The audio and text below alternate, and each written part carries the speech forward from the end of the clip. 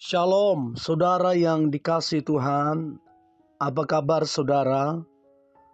Saya berdoa saudara dalam keadaan baik, sehat, kuat, serta berlimpah-limpah dengan ucapan syukur. Firman Tuhan datang kepada kita hari ini, takut akan Tuhan atau takut akan Allah.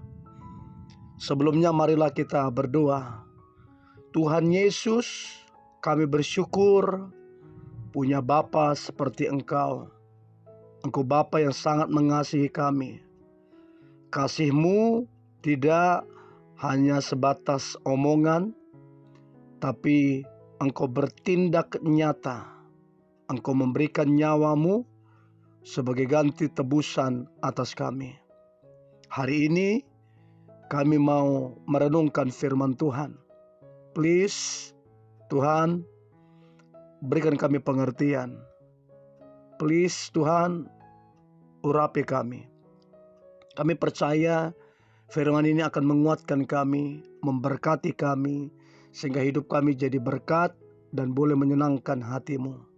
Di dalam nama Tuhan Yesus kami dengarkan firman-Mu. Haleluya. Amin. Takut akan Tuhan. Kitab Ayub pasal pertama, ayat yang pertama sampai ayat yang kelima. Ayub pasal pertama, ayat pertama sampai ayat yang kelima. Demikian firman Tuhan. Ada seorang laki-laki di tanah Uz bernama Ayub. Orang itu saleh dan jujur. Ia takut akan Allah dan menjauhi kejahatan. Ia mendapat 7 anak laki-laki dan 3 anak perempuan. Ia memiliki 7.000 ekor kambing domba, 3.000 ekor unta, 500 pasang lembu, 500 keledai betina, dan budak-budak dalam jumlah yang sangat besar. Sehingga orang itu adalah yang terkaya dari semua orang di sebelah timur. Anak-anaknya yang lelaki biasa mengadakan pesta di rumah mereka masing-masing menurut giliran, dan ketiga saudara perempuan mereka diundang untuk makan dan minum bersama-sama mereka. Setiap kali apabila hari-hari pesta telah berlalu, Ayub memanggil mereka dan menguduskan mereka.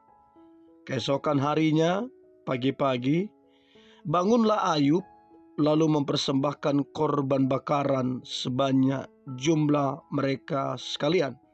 Sebab pikirnya, mungkin anak-anakku sudah berbuat dosa dan telah mengutuki Allah di dalam hati. Demikianlah dilakukan Ayub senantiasa. Saudara yang dikasihi Tuhan, kalau kita memperhatikan Ayub, Ayub ini orang yang sangat kaya, saudara. Kekayaan dia bukan satu kabupaten, bukan satu kota madya, bukan satu provinsi ataupun satu negara. Dia bukan orang terkaya di negaranya. Tapi Alkitab bilang orang ini terkaya di bumi belahan timur. Dia orang yang paling kaya. Saudara bisa bayangkan betapa berlimpahnya harta dan kekayaan Ayub. Tapi ada yang menarik dari Ayub. Di ayat pertama dikatakan bahwa dia saleh, jujur, takut akan Allah, dan menjauhi kejahatan. Jadi orang kaya ini, dia adalah orang kaya yang saleh, yang jujur, takut akan Allah, dan menjauhi kejahatan. Bahkan saudara yang dikasihi Tuhan, Ayub tidak pernah membangga-banggakan apa yang dia lakukan. Dia tidak pernah membangga-banggakan kerohaniannya. Dia tidak pernah merasa atau mengaku bahwa dia rohani atau bagaimana supaya mendapatkan pujian, enggak. Supaya dia mendapatkan pengakuan, enggak. Justru hal yang luar biasa, kalau kita baca ayat 7 dan 8 ini luar biasa saudara. Maka bertanyalah Tuhan kepada iblis, "Dari manakah engkau?" Lalu jawab iblis kepada Tuhan, "Dari perjalanan mengelilingi dan menjelajahi bumi." Lalu bertanyalah Tuhan kepada iblis, "Apakah engkau memperhatikan hambaku Ayub?" Coba saudara perhatikan. Tuhan mengingat nama Ayub. Nama Ayub diingat Tuhan. Dari sebegitu banyaknya nama di muka bumi ini, Tuhan mengingat nama Ayub. Bahkan Tuhan berkata, "Sebab tiada seorang pun di bumi seperti dia, yang sedemikian saleh dan jujur, yang takut akan Allah dan menjauhi kejahatan." Saudara, Ayub mendapat pengakuan bukan dari mulut manusia, tapi langsung dari mulut Tuhan. Tuhan bahkan mempromosikan Ayub langsung Tuhan sendiri. Tapi saudara yang dikasihi Tuhan, perlu kita ketahui bahwa ternyata setakut-takutnya Ayub kepada Tuhan, menjauhi kejahatan, Ayub pun tidak terlepas dari yang namanya tantangan, atau kita sebut dengan masalah.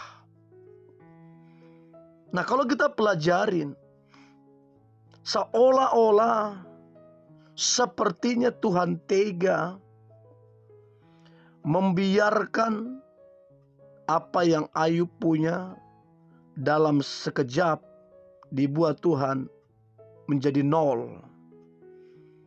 Hartanya sedemikian banyaknya sampai menjadi orang terkaya di bumi bagian timur, habis. Semuanya habis. Dia menjadi nol. Bahkan anak-anaknya semuanya juga mengalami kematian. Bahkan istrinya mengutuki dia. Ayub betul-betul dibuat nol. Bukan cuma hartanya, tetapi anaknya juga, istrinya juga mengutuki dia. Dan bukan sampai di situ saja saudara. Ayub pun mengalami luka borok yang begitu menyakitkan. Sangat-sangat menyakitkan. Saudara, kalau kita mempelajari Ayub, ternyata Ayub saat kaya ataupun dia dibuat menjadi nol, hatinya Ayub tidak berubah. Ini orang memang original. Di ayat 20 dan 21 pasal pertama tadi dikatakan, "Maka berdirilah Ayub lalu mengoyak jubahnya dan mencukur kepalanya. Kemudian sujudlah ia dan menyembah. Katanya, 'Dengan telanjang aku keluar dari kandungan ibuku. Dengan telanjang juga aku akan kembali ke dalamnya. Tuhan yang memberi, Tuhan yang mengambil. Terpujilah nama Tuhan.'" Di masa-masa kesukaran nol, Ayub dengan gagah berkata, "Terpujilah nama Tuhan." Saudara, dia benar-benar original bagaimana hatinya kepada Tuhan. Makanya saudara, kalau saudara perhatikan, Pada akhirnya Tuhan memulihkan keadaannya. Bahkan 2 kali lipat. 2 kali lipat dari sebelumnya. Anda bisa bayangkan sebelumnya dia adalah orang yang paling kaya di bumi bagian timur. Sekarang dia menjadi orang paling kaya. Bukan cuma di bumi bagian timur, bahkan di bumi bagian barat. 2 kali lipat, saudara. Tuhan memulihkan keadaannya. Karena apa? Orang ini original takut akan Tuhan. Mari kita berdoa. Tuhan Yesus, kami bersyukur buat hari ini.